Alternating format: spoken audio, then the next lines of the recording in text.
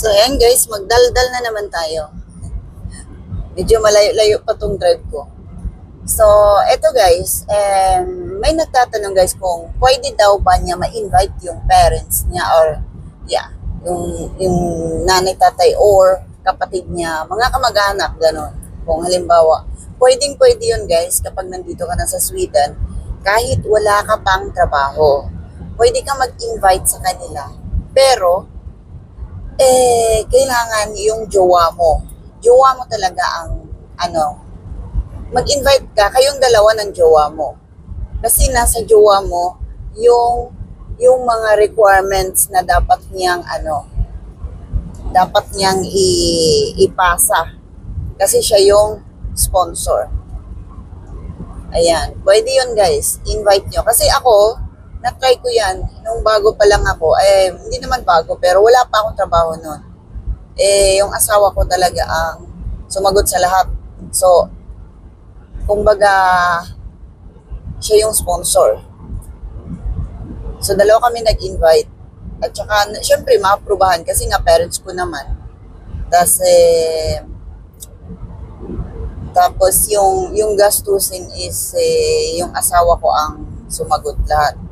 So, ganun. Kaya, pwedeng-pwede yun. Basta, kailangan yung asawa mo talaga ay jowa mo.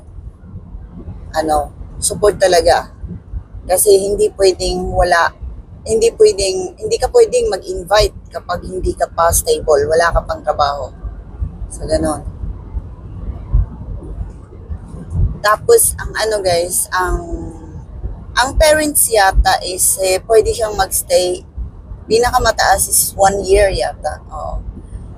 1 year ang pinakamataas.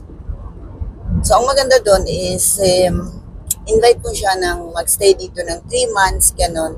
Tapos, pag gusto niya, so, i-renew mo na lang. Ganun. Renew na lang every 3 months. Or, basta, 1 year yung pinakamataas. Pero pag hindi parents, parang